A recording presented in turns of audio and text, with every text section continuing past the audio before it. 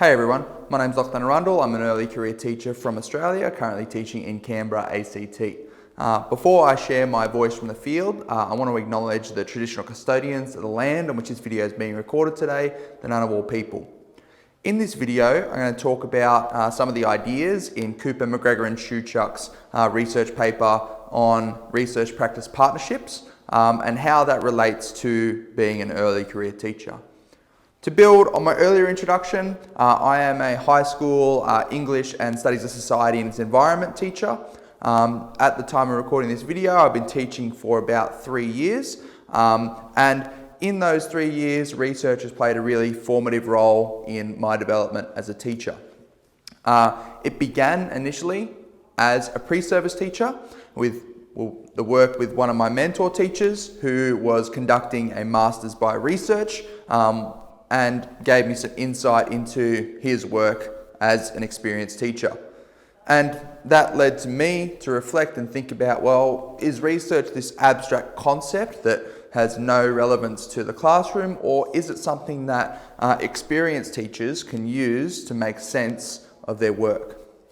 And I sort of took that reflective idea forward into my own teaching roles, and in my first year of teaching, I experienced quite a number of different challenges.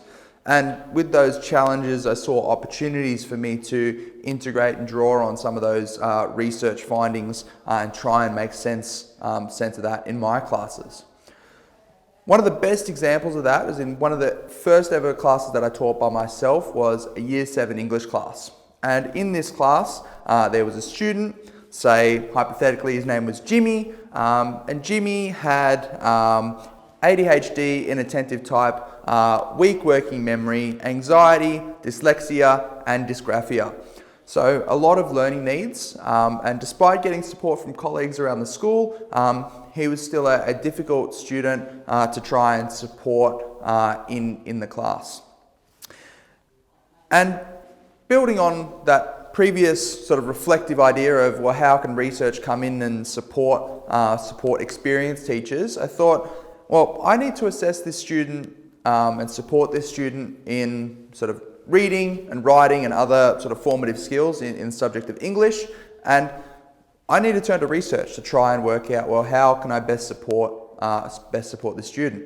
And through turning to research, I was able to engage with a range of different ideas, have a look at these sort of stages of sort of reading comprehension and difficulties that are associated with that, and sort of building my own understanding of reading comprehension being a sort of two-way process that students engage with text-based models and sort of inferential information either from working memory or long-term memory.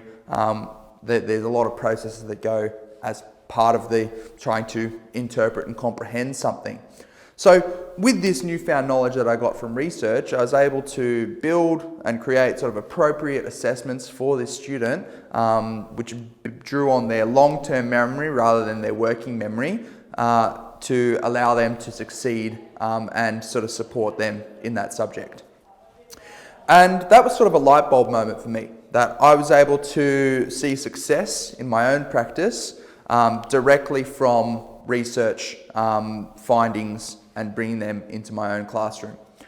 So that further stemmed my reflective thoughts about, well, is it just experienced teachers that can benefit from research, or is there something of more value that is applicable to early career teachers and other teachers as well?